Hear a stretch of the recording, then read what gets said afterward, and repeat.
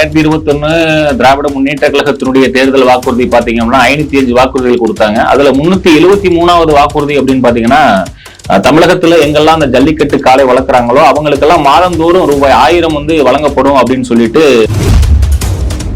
பராமரிப்பு மையத்தை திறப்பதற்கு அந்த அலங்காநல்லூர் பகுதிகளில் உருவாக்கப்படும் அப்படின்னு சொல்றாங்க. அதுவும் வரவேற்கத்தக்க விஷயம் தான். இப்ப அலங்காநல்லூர்ல மட்டும்தான் ஜல்லிக்கட்டு அப்படின்றது கிடையாது. நீங்க தொகுதி வாரியாக இந்த கலைஞர் நூற்றாண்டு அரங்கத்துல ஜல்லிக்கட்டு போட்டிகள் நடக்கிறது. அங்கு தேர்ந்தெடுக்கப்படக்கூடிய வீரர்களுக்கு அந்த அரசாணை வழங்கப்படுமா அப்படின்றத தெளிவுபடுத்த வேண்டிய கடமை கட்டாயம் அரசாங்கத்திற்கு இருக்கு. அதை தெளிவுபடுத்தினா வீரர்களும் சந்தோஷம் அடைவார்கள். 17ஆம் தேதி அலங்காநல்லூர் மண்ணில் தமிழக முதல்வர் அறிவிச்சிருக்கக்கூடிய அந்த வாக்குறுதி பாத்தீங்க அப்படின்னா, அந்த சிறந்த வீரருக்கு நம்ம அரசு வேலை கொடுக்கணும் அப்படின்றத சொல்லியிருக்காங்க. அது நடைமுறைக்கு வரணும். உடனடியாக அதை இம்ப்ளிமெண்ட் பண்ணணும். நான் சொல்ல நடைமுறைக்கு கொண்டு வரணும். ஜல்லிக்கட்டுல ஆக்ரோஷமா பாக்குறீங்க, பட் அது வீடுகள்ல போகும்போது அங்க இருக்கக்கூடிய 5 வயசு 6 வயசு குழந்தை கூட அந்த ஜல்லிக்கட்டு காளைகளோட விளையாடக்கூடிய விஷயத்தை நம்ம பார்க்க முடியும். அதனால துன்புறுத்துதல் அப்படின்ற விஷயம்லாம் இப்ப கிடையாது. காளையர்களுக்கு எந்த அளவுக்கு ஒரு அங்கீகாரம் அரசு பணி கொடுக்கிறீர்களோ அதே போலவே காளை வளர்ப்பவர்களுக்கும் ஒவ்வொரு ஜல்லிக்கட்டிலும் சிறப்பாக தேர்ந்து செய்யப்படக்கூடிய 3 காளையின் உரிமையாளர்களுக்கு அரசு சார்ந்த விஷயத்திலே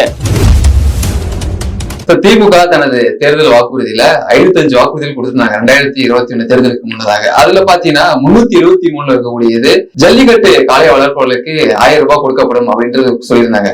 அது தற்போது வரைக்குமே கிடப்பிலே போட்டு வச்சிருக்காங்க. அந்த தீர்மானத்தை அந்த வாக்குறுதி நிறைவேற்றவே கிடையாது. இப்போ நடந்த அலங்காநல்லூர் ஜல்லிக்கட்டுல எல்லாத்தையுமே பாத்தீங்கன்னா முதல்வர் துணை முதல்வர் எல்லாம் கலந்துகிட்டு ஆர்வலர் போல செயல்பட்டு இருக்காங்களே. உங்களோட பார்வை என்ன சார்? ஆக்சுவலா 2021 திராவிட முன்னேற்ற கழகத்தினுடைய தேர்தல் வாக்குறுதி பாத்தீங்கன்னா 505 வாக்குறுதிகள் கொடுத்தாங்க. அதுல 373வது வாக்குறுதி அப்படின்னு பாத்தீங்கன்னா, தமிழகத்துல எங்கெல்லாம் அந்த ஜல்லிக்கட்டு காளை வளர்க்குறாங்களோ அவங்களுக்கெல்லாம் மாதந்தோறும் ரூபாய் 1000 வழங்கப்படும் அப்படின்னு சொல்லிட்டு ஒரு வாக்குறுதி கொடுத்திருந்தாங்க. அது வரவேற்கத்தக்க ஒரு விஷயமா இருந்துச்சு. ஏன்னா நம்ம அந்த 26, 27 ஜல்லிக்கட்டு போராட்டத்துக்கு அப்புறம் அந்த காளைகள் வளர்ப்புக்கான எண்ணிக்கை அதிகமாயிருச்சு. அவங்களுக்கு கொடுக்கலாம் அப்படின்ற ஒரு திட்டத்தை கொண்டு வந்தது வரவேற்றாங்க. அந்த நேரத்தில் வரவேற்கப்பட்ட ஒரு விஷயமா இருந்துச்சு. 2021 அந்த சொன்ன வாக்குறுதியானது இன்னைக்கு 2026 இருக்கும். 26 இன்னும் 2 மாசத்துல எலெக்ஷன் வரப்போகுது, அவ்வளவுதான். ஆனா இதுவரைக்கும் அந்த 373 அந்த வாக்குறுதி நிறைவேற்றப்பட விடல. ஆனா அது நிறைவேற்றப்படாம பாத்தீங்க அப்படின்னா, கடந்த 17ஆம் தேதி அலங்காநல்லூர் ஜல்லிக்கட்டுல வருகை தந்த தமிழகத்தினுடைய முதல்வர் பெருமதிப்பிற்குரிய ஐயா திரு மு.க. ஸ்டாலின் அவர்கள் 2 வாக்குறுதிகளை கொடுத்திருக்காங்க. ஒண்ணு என்ன அப்படின்னாக்கும், அதாவது அந்த ஜல்லிக்கட்டுல சிறப்பாக விளையாடக்கூடிய தேர்ந்தெடுக்கப்பட்ட அந்த வீரருக்கு பாத்தீங்கன்னா, அந்த கால்நடை பராமரிப்பு துறையில கால்நடை துறையில பாத்தீங்கன்னா ஒரு அரசு பணிக்கான வேலை வாய்ப்பு கொடுக்கப்படும் அப்படின்ற ஒரு உத்தரவாதத்தை கொடுத்திருக்காங்க. அதே மாதிரி ஒரு 2 கோடி ரூபாய் மதிப்பிலான அந்த கால்நடைகளுக்கான அந்த பராமரிப்பு மையத்தை திறப்பதற்கு அந்த அலங்காநல்லூர் பகுதிகளில் உருவாக்கப்படும் அப்படின்னு சொல்றாங்க. அதுவும் வரவேற்கத்தக்க விஷயம் தான். இப்ப அலங்காநல்லூர்ல மட்டும்தான் ஜல்லிக்கட்டு அப்படின்றது கிடையாது. நீங்க 1, 2, 3 பாத்தீங்கன்னா அவனியாபுரத்தில் நடக்குது, அலங்காநல்லூர் நடக்குது, பாலமேட்டில் நடக்குது. இப்ப பாத்தீங்க அப்படின்னாக்கும் வருடம்பூர், அதாவது கிட்டத்தட்ட வாரத்துக்கு 3 ஜல்லிக்கட்டு அந்த கலைஞர் நூற்றாண்டு அரங்கத்தில் நடந்துட்டு இருக்கு. அது போக பல்வேறு தமிழகத்துல பல்வேறு மாவட்டங்கள்ல பாத்தீங்கன்னாக்கா அந்த கோவில் திருவிழாக்கள்ல நடைமுறையா அரசு அங்கீகாரம், அதாவது அரசு அனுமதி கொடுத்து நடக்கக்கூடிய பல்வேறு ஜல்லிக்கட்டுகள் இருக்கு. இப்ப முதல்வர் கொடுத்த அந்த வாக்குறுதியானது அந்த அரசு பணி சிறந்த காளையருக்கு கொடுக்கப்படும் அப்படின்னு சொல்லியிருக்காங்க. என்னோட கேள்வி என்ன அப்படின்னா, அந்த சிறந்த காளையர் அப்படின்றது எந்த ஜல்லிக்கட்டுல தேர்ந்தெடுக்கப்படக்கூடிய காளையர், யாருக்கு அந்த பணி நியமனம் நீங்க கொடுப்பீங்க?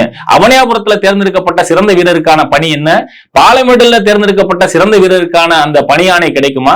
அலங்காநல்லூர்ல தேர்ந்தெடுக்கப்பட்ட வீரருக்கு கிடைக்குமா? இல்ல இப்போது நடந்துட்டு இருக்க தொகுதி வாரியாக இந்த கலைஞர் நூற்றாண்டு அரங்கத்துல ஜல்லிக்கட்டு போட்டிகள் நடக்கிறது, அங்கு தேர்ந்தெடுக்கப்படக்கூடிய வீரர்களுக்கு அந்த அரசாணை வழங்கப்படுமா அப்படின்றத தெளிவுபடுத்த வேண்டிய கடமை கட்டாயம் அரசாங்கத்திற்கு இருக்கு. அதை தெளிவுபடுத்தினா வீரர்களும் சந்தோஷம் அடைவார்கள். எங்களை போன்ற ஆர்வலர்களுக்கும் ஒரு சந்தோஷம் இருக்கும். இது தேர்தல் வரக்கூடிய இந்த நேரத்துல ஒரு அறிவிப்பு கொடுத்தா நமக்கு வாக்கு கிடைக்கும் அப்படின்ற ஒரு எண்ணத்துல திமுக செயல்படுதா? எப்படி பாக்குறீங்க சார் நீங்க? இல்ல, பொதுவா எலெக்ஷன் வந்துருச்சுனாவே பாத்தீங்கன்னா அறிவிப்புகள் அதிகமாக தான் வரும். நீங்க பாத்தீங்கன்னா கடந்த 1 மாத காலமா பாத்தீங்கன்னா அறிவிப்புகளுக்கு பஞ்சம் இல்ல.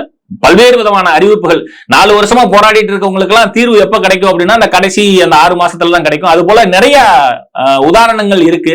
இந்த அரசு பணியா அவங்களுக்கு தேவையான அந்த பென்ஷன் திட்டமா இருக்கட்டும், அதுபோக சத்துணவு ஊழியர்களுக்கான திட்டமா இருக்கட்டும், நிறைய விஷயங்கள். அதே மாதிரி பாத்தீங்கன்னாக்க 21 1000 ரூபாய் கொடுத்தாங்க, 22, 23 பொங்கலுக்கு பரிசு தொகையே கிடையாது.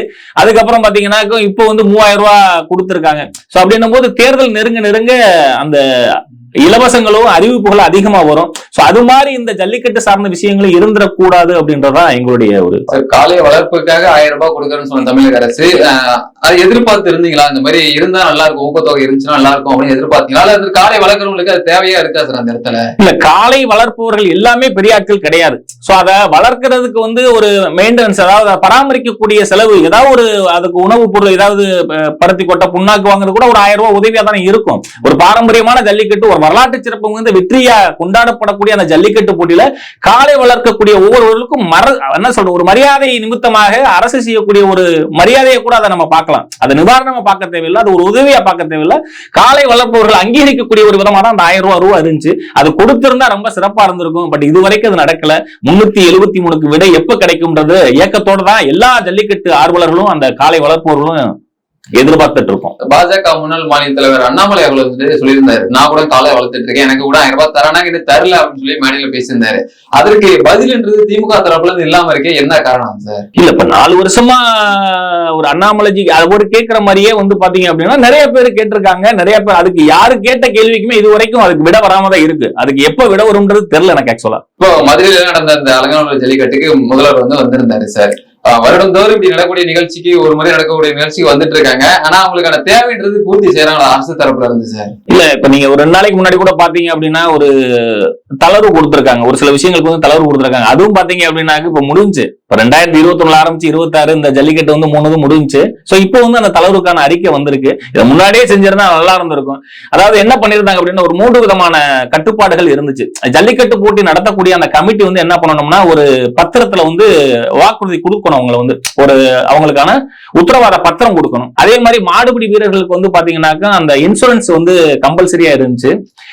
அது போக பாத்தீங்க அப்படின்னாக்க இன்னொரு டோக்கன், ஆன்லைன் டோக்கன் முறை இருக்கு பாருங்க. அதுவுமே பாத்தீங்கன்னா ஒரு மாவட்ட நிர்வாகத்தின் சார்பாக ஆன்லைன் டோக்கன் கொடுக்குற மாதிரி இருந்துச்சு. அதுல உள்ளூர் மாடு அவுக்க முடியாம, பாரம்பரியமா மாடு வளர்க்குற உள்ளூர்காரங்களே அந்த ஜல்லிக்கட்டுல மாடு அவுக்க முடியாத சூழல் இருந்துச்சு. பட் அதுக்கான தளர்வுகள் வந்திருக்கு. அது வந்தது காலதாமதம் அப்படின்றதான் முக்கியமான கருத்து. இது ரொம்ப காலதாமதம். இது ஆக்சுவலா 5 வருஷம் 21ல ஆரம்பிச்சு துவைக்க வச்சாங்க, முதல்வர் தான் துவைக்க வச்சாங்க. சோ அப்ப வராத அந்த உத்தரவு இன்னைக்கு 26ல வந்திருக்கு அப்படின்றதான் இதா இருக்கு. இது வாக்குக்காக தான் பாக்கலாமா சார்? ஏன்னா முடிஞ்சிச்சு, ஆல்மோஸ்ட் ஜல்லிக்கட்டு எல்லா இடத்துலயுமே முடிய போகுது இல்லையா? நீங்க கடந்த நவம்பர் மாசத்துல இருந்து வரக்கூடிய பிப்ரவரி மாதம் வரைக்கும் அரசாங்கம் சொல்லக்கூடிய அத்தனை அறிவிப்புகளுமே வாக்குக்காக தான் இருக்கும். இப்போ ஜல்லிக்கட்டு வீரர்களுக்கு தேவையானது என்ன சார் இருக்கீங்க? தமிழக அரசுக்கு கோரிக்கையா வைக்கணும் அப்படின்னு நினைக்கிறேன், என்ன வைக்கிறீங்க சார்? இப்ப சொல்லியிருக்க அந்த வாக்குறுதி நல்ல வாக்குறுதி தான். ஆக்சுவலா 17ஆம் தேதி அலங்காநல்லூர் மண்ணில் தமிழக முதல்வர் அறிவிச்சிருக்கக்கூடிய அந்த வாக்குறுதி பாத்தீங்க அப்படின்னா அந்த சிறந்த வீரருக்கு நம்ம அரசு வேலை கொடுக்கணும் அப்படின்றத சொல்லியிருக்காங்க. அது நடைமுறைக்கு வரணும், உடனடியாக அதை இம்ப்ளிமெண்ட் பண்ணணும். ஆக்சுவலா நடைமுறைக்கு கொண்டு வரணும். ஒவ்வொரு ஜல்லிக்கட்டுலயும் பாத்தீங்க அப்படின்னா அலங்காநல்லூர்ல ஒரு ஆள் சிறந்த வீரரா இருப்பாரு, ஒரு 3 வீரரை தேர்ந்தெடுக்கிறாங்க, அந்த 3 பேருக்கு கொடுக்கலாம். அதே மாதிரி ஒரு பாலமேட்ல ஒரு 3 பேருக்கு, அவனியாபுரத்துல ஒரு 3 பேருக்கு, அதே மாதிரி தமிழ்நாட்டுல எங்களை கிட்டத்தட்ட ஒரு 50 இடத்துல 100 இடத்துல கூட ஜல்லிக்கட்டு போட்டிகள் நடக்கட்டும். ஒரு 100 இடத்துல 3 பேரா தேர்ந்தெடுத்தீங்கன்னா ஒரு 300 பேருக்கான வேலை, ஒரு ஆண்டுக்கு ஜல்லிக்கட்டு வீரர்களுக்கு ஒரு 300 பேருக்கு அரசு வேலை கிடைக்கக்கூடிய விஷயத்த சாத்தியப்படுத்தினா உண்மையிலே முதல்ல மகிழ்ச்சி அடைகிறது இங்க இருக்கக்கூடிய ஜல்லிக்கட்டு ஆர்வலர்கள் தான். அந்த வகையில அதை எதிர்பார்த்து காத்து கொண்டு இருக்கிறோம். ஜல்லிக்கட்டை தடை செஞ்சது எந்த ஆட்சி அப்படின்றது தெரியும், மாநிலத்தில் என்ன செஞ்சு மத்தியில் என்ன ஆட்சி இருந்துச்சு அப்படின்னு தெரியும். இப்போ ஆனா இந்த மாதிரி களத்துல பங்கேற்கிறாங்க முதல்வரும் சரி, துணை முதல்வரும் சரி. இந்த பார்வையை நீங்க எப்படி பாக்குறீங்க சார் ஆட்சியாளர்களுடைய? இல்ல, எந்த கட்சி ஆட்சியில இருந்தாலும் அரசு சார்பா நடக்கக்கூடிய ஜல்லிக்கட்டு போட்டிகள்ல அவங்க தான் அங்க இருக்கக்கூடிய முதன்மை அமைச்சர்களும் லோக்கல்ல இருக்கக்கூடிய அமைச்சர்கள் தான் கலந்துக்குவாங்க. அதுல ஒரு மாற்று கருத்தும் கிடையாது. ஆனா 2016-17 ஜல்லிக்கட்டு தடை உருவாக்குனது யாருன்னு பாத்தீங்கன்னா அன்னைக்கு அதுக்கு காரணமா இருந்தது யாருன்னு சொல்லிட்டு மதுராந்தகத்துல நடந்த பொதுக்கூட்டத்துல பாரத பிரதமர் நரேந்திர மோடி தெளிவா சொல்லியிருக்காரு. ஜல்லிக்கட்டு வென்றெடுக்கப்பட்டதற்கு முழுமையாக சட்ட ரீதியாக உறுதுணையாக இருந்தது பாரதிய ஜனதா கட்சி அப்படின்றத பான்முக பாரத பிரதமர் சொல்லியிருக்காரு. 2016-17 அந்த தடையை உருவாக்குவதற்கு காரணமாக இருந்தவர்கள் திராவிட முன்னேற்ற கழகமும் காங்கிரஸ் கட்சியினர் தான் அப்படின்றத பொது மேடையில ஒரு பொதுக்கூட்டத்திலேயே பாரத பிரதமர் சொல்லியிருக்காங்க. அதுக்கு மீறி விளக்கம் தேவையில்லை. இன்னமும் ஒரு சிலர்கிட்ட அந்த கருத்துன்றது இருக்கு சார். அந்த விலங்குகளை துன்புறுத்துறாங்க ஜல்லிக்கட்டு அப்படின்ற போர்வையில அப்படின்றாங்களா, இதுக்கு உங்க பதில் என்ன சார்? விலங்குகளை துன்புறுத்துறது அது விலங்கு கிடையாது, அது நம்ம வீட்டு பிள்ளை. இப்ப நீங்க மாடு அப்படின்றாவே அது மாடு கிடையாது, நம்ம வீட்டு பிள்ளையாதான் எல்லா பேரும் வளர்த்துட்டு இருக்காங்க. நீங்க ஒவ்வொரு கிராமங்கள்ல போய் பாத்தீங்க அப்படின்னா ஜல்லிக்கட்டு காலம் வளர்க்குறவங்க வீடுகளை போய் பாருங்க, தன்னுடைய ஒரு குழந்தையாகவே பாவித்துதான் அந்த காளைகளை வந்து பராமரிக்கிறாங்க. அங்க இருக்கக்கூடிய பசுக்களை வந்து அந்த அளவுக்கு இது பண்ணிட்டு இருக்காங்க. ஒவ்வொரு வீட்டுல இருக்கக்கூடிய குழந்தைகள் வந்து அந்த காளைகள் வந்து நீங்க ஜல்லிக்கட்டுல ஆக்ரோஷமா பாக்குறீங்க. பட் அது வீடுகளில் போகும்போது அங்க இருக்கக்கூடிய 5 வயசு 6 வயசு குழந்தை கூட அந்த ஜல்லிக்கட்டு காளைகளோட விளையாடக்கூடிய விஷயத்தை நம்ம பார்க்க முடியும். அதனால வந்து துன்புறுத்துதல் அப்படின்ற விஷயம்லாம் இப்ப கிடையாது. அது வந்து ஜோடிக்கப்பட்ட ஒரு விஷயமாக அன்று அந்த ஜல்லிக்கட்டு போராட்டத்துக்கு முன்பு வந்து இருந்துச்சு. இப்ப கிடையாது. இப்ப வந்து ஒரு வீட்டுல ஒரு உறுப்பினர் தான் ஜல்லிக்கட்டு காளைகள். ஜல்லிக்கட்டு போட்டியில சிறந்த காளையை தேர்ந்தெடுக்க பட்சத்துல பாத்தீங்கன்னா நீங்க அந்த காளை உரிமையாளர்களுக்கு ஒரு பசு வந்து கொடுத்துட்டு இருக்கீங்க, நாட்டு பசு வந்து கொடுத்துட்டு இருக்கீங்க. இது எப்படி சார் உங்களுக்கு இந்த எண்ணம் தோன்றுச்சு சார்? சொல்ல அந்த 2016 வந்து இந்த ஜல்லிக்கட்டு போராட்டம் உலக தமிழர்கள் ஒன்றுபட்டு வென்றெடுத்த அந்த ஜல்லிக்கட்டு போட்டியில போராட்டத்துல வந்து கலந்துகிட்டதுல நானும் ஒருத்தன். அலங்காநல்லூர் மண்ணின் மைந்தனா கலந்துகிட்டேன் நானு. அதுல வந்து அந்த ஜல்லிக்கட்டு போராட்டத்துல நின்று பேசக்கூடிய விஷயங்கள்ல நான் பல்வேறு தொலைக்காட்சிகளுக்கும் அந்த இடத்துல இருக்கக்கூடிய கூட்டத்தின் வாயிலாகவும் நான் பேசின விஷயம் வந்து பாத்தீங்கன்னா, நாட்டின மாடுகளை அழிக்க நினைக்கிறார்கள், ஆகவே ஜல்லிக்கட்டை தடுக்க நினைக்கிறார்கள் அப்படின்ற விஷயத்தை நான் மையப்படுத்தி தான் பேசினேன். நான் ஏட்டு பால் தரக்கூடிய நாட்டின மாடுகளை அழிக்க நினைக்கிறார்கள். அந்த நாட்டின மாடுகள் குறையும் பட்சத்துல வந்து பாத்தீங்கன்னா இனப்பெருக்கம் குறையும். இனப்பெருக்கம் குறைஞ்சுன்னா ஜல்லிக்கட்டு காளைகளுடைய எண்ணிக்கை குறையும். ஜல்லிக்கட்டு காளைகளுடைய எண்ணிக்கை குறைஞ்சுன்னா பழையபடிக்கு அடுத்த ஜெனரேஷன் வராது. அதை தடுக்கிறதுக்காக தான் இந்த விஷயம் நடக்குது அப்படின்ற சொல்லி நான் அழுத்தம் திருத்தமா பேசணும். அப்ப போராட்டங்கள் முடிஞ்சு ஒட்டுமொத்த உலக தமிழர்களுடைய ஒற்றுமையினால நம்மளுடைய மத்திய அரசினுடைய ஆதரவுனால அந்த ஜல்லிக்கட்டு மீட்டெடுக்கப்பட்டதுக்கு பிறகு தொடர்ந்து நடக்கக்கூடிய ஜல்லிக்கட்டு போட்டிகள் 2017 பிப்ரவரியில வந்து ஜல்லிக்கட்டு போட்டி நடந்ததுல 2017 பிப்ரவரியில அலங்காநல்லூர்ல வந்து பாத்தீங்கன்னா சிறந்த வீரருக்கும் சிறந்த காளைக்கும் நான் ஒரு நாட்டு பசுமாடு கொடுத்தேன். அப்ப வந்து என்னன்னா நம்ம மணப்பாறையில் இருக்கக்கூடிய மலமாடு 2 வாங்கிட்டு வந்து கொடுத்தோம். அது ஆக்சுவலா ஜல்லிக்கட்டுக்கு பயன்படக்கூடிய நாட்டு பசுமாடு கொடுத்தோம். அதுக்கப்புறம் 18, 19 அந்த கொரோனா காலகட்டங்கள் இது வந்துருச்சு. அதுக்கப்புறம் 20ல இருந்து தொடர்ந்து 26 இது வரைக்கும் கிட்டத்தட்ட ஒரு 7 வருஷமாக அந்த உலக புகழ்பெற்ற பாலமேடு ஜல்லிக்கட்டுல வந்து சிறந்த காளையாக தேர்வு செய்யப்படக்கூடிய காளையின் உரிமையாளருக்கு வந்து ஏட்டு பால் தரக்கூடிய அதாவது நாட்டு பசுமாடும் கன்றோட கொடுக்குறோம். அதாவது கன்று பிறந்து ஒரு 7 நாள் 8 நாள் இருக்கிற மாதிரி தூக்கி கொடுக்குற மாதிரி அது ஒரு கன்றும் கொடுக்குறோம். இது தொடர்ந்து 7 வருஷம் நான் பண்ணிட்டு இருக்கேன். இப்ப நான் கொடுத்த கன்றுகள் அந்த பசுவும் வந்து பாத்தீங்கன்னா அடுத்த 5-6 ஜெனரேஷன் உருவாக்குன மாதிரிலாம் இருக்கு. ஒரு மகிழ்ச்சியான செய்தி என்ன அப்படின்னா 2021ல நான் அதாவது பாலமேடு ஜல்லிக்கட்டுல சிறந்த காளையா தேர்வு செய்யப்பட்ட துருவன் என்ற ஒரு காளை, அதாவது திண்டுக்கல் காமாட்சிபுரத்துல அந்த காளை இருக்கு. அதுக்கு பரிசா கொடுத்துக்கப்பட்ட பசு வந்து 2021ல பசுவும் கன்றும் கொடுத்தோம். ரெண்டுமே கிடாரி, அதாவது கன்றுமே கிடாரி பெண் கன்று கொடுத்தோம். இப்ப அந்த வச்சிருக்கக்கூடிய அந்த வீட்டுல போய் யதார்த்தம் அந்த ஜல்லிக்கட்டு பொங்கல் நேரங்கள்ல போய் பார்க்கும் பொழுது என்ன அப்படின்னா அந்த கொடுத்த பரிசு வாங்கின அந்த பசு வந்து பாத்தீங்கன்னாக்கும் அந்த கன்று இல்லாம 5 கன்று போட்டிருக்கு. அதே மாதிரி கொடுத்த கிடாரி பெண் கன்று தான். அந்த இது வந்து என்ன பண்ணிருக்குன்னா அந்த கண்டுக்குட்டி வந்து இன்னைக்கு 2 பிள்ளைகளை போட்டு, அதாவது 2 கண்டுக்குட்டி அடுத்து இருக்கு. சோ இது வந்து பழையபடிக்கும் ஒரு கண்டுக்குட்டியோட இருக்கு. சோ கிட்டத்தட்ட ஒரு இடத்துல ஒரு 7-8 வாரிசுகள் வந்து உருவாயிருச்சு. சோ இதுதான் இப்ப நம்ம என்ன சொன்னோமோ அந்த போராட்டத்துல அதை நிஜமாக்கணும், அதை நினைவாக்கணும் அப்படின்றக்காக இந்த விஷயத்த நான் தொடர்ந்து செஞ்சுட்டு இருக்கேன். நான் இது வந்து தனிமரம் தோப்பாகாது, ஒரு ஆள் செஞ்சாலும் பத்தாது. நாட்டின மாடுகளுடைய எண்ணிக்கை குறைஞ்சிட்டு இருக்கு. நம்மாழ்வார் ஐயா சொல்லுவாங்க, அதாவது இயற்கை விவசாயத்துக்கு முக்கியத்துவம் வந்து பாத்தீங்கன்னாக்கும் அந்த பஞ்சகாவியம் அப்படின்வாங்க. பஞ்சகாவியம் ரெடி பண்றதுக்கு வந்து பாத்தீங்கன்னாக்க இந்த சாணம் கோமியம் இந்த மாதிரி விஷயங்கள் வரும்.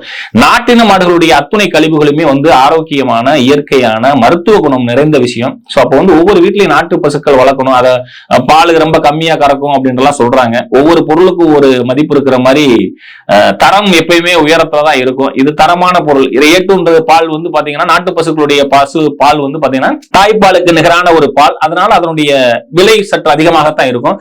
அதனால அதாவது நோய் எதிர்ப்பு சக்தி அதிகமா இருக்கக்கூடிய ஒரு பால். அதனால இனி வரக்கூடிய காலங்களில் அந்த நாட்டின பசுக்களுடைய எண்ணிக்கையை வந்து அதிகப்படுத்தணும். வீட்டுக்கு ஒரு நாட்டு பசு வளர்ப்போம், வீர தமிழரின் அடையாளம் காப்போம் அப்படின்ற ஒரு தாரக மந்திரத்தோட தொடர்ந்து பயணிச்சுட்டு இந்த பயணம் தொடரும். அடுத்தடுத்து ஜல்லிக்கட்டுகள் நடக்கக்கூடிய இடங்கள்லையும் இதை அடுத்தடுத்து கையில எடுக்கணும் அப்படின்றதான் என்னோட ஒரு தாழ்மையான வேண்டுகோளாகவும் இந்த நேரத்தில் வைக்கிறேன். இன்னொரு முக்கியமான ஒரு விஷயத்தை நான் இங்க குறிப்பிட விரும்புறேன். நான் 2026 ஜல்லிக்கட்டு போட்டியில ஜனவரி 17ஆம் தேதி அலங்காநல்லூர் வருகை தந்திருந்த மாண்புமிகு தமிழக முதல்வர் அவர்கள் சிறப்பாக விளையாடிய, அதாவது சிறப்பாக களம் கண்ட காளையருக்கு வந்து அரசு பணி தருவோம் அப்படின்ற ஒரு விஷயத்தை வந்து அறிவிச்சிருக்காங்க. அது வந்து விளையாட்டு வீரருக்கானது. ஆண்டுதோறும் தன்னுடைய பிள்ளையாக வளர்க்கக்கூடிய காளையை வளர்க்கக்கூடிய அந்த விவசாய பெருங்குடி மக்களுக்கு, காளை வளர்க்கக்கூடிய விவசாய பெருங்குடி மக்களுக்கு அந்த களத்துல அந்த காளை வந்து சிறப்பாக, அது ஒரு பிள்ளைதான், அந்த வீட்டினுடைய ஒரு உறுப்பினராக அந்த காளை சிறப்பாக செயல்பட்டு சிறந்த காளையாக தேர்வு செய்யப்படுகிறது. அந்த காளையின் உரிமையாளருக்கு அரசின் சார்பாக காளையர்களுக்கு எந்த அளவுக்கு ஒரு அங்கீகாரம் அரசு பணி கொடுக்கிறீர்களோ அதே போலவே காளை வளர்ப்பவர்களுக்கும் ஒவ்வொரு ஜல்லிக்கட்டிலும் சிறப்பாக தேர்ந்து செய்யப்படக்கூடிய 3 காளையின் உரிமையாளர்களுக்கு அரசு சார்ந்த விஷயத்திலே, இயற்கை சார்ந்த விஷயத்திலே, விவசாயம் சார்ந்த துறைகளிலே, அரசு துறை சார்ந்த விஷயங்களிலே அவர்களுக்கு ஒரு முன்னுரிமை கொடுத்து ஒரு அங்கீகாரம் கொடுத்து அவர்களுக்கும் பெருமை சேர்க்க வேண்டும் என்று இந்த நேரத்தில் தாழ்மையாக தமிழக அரசுக்கு வேண்டுகோள் வைக்கிறேன்.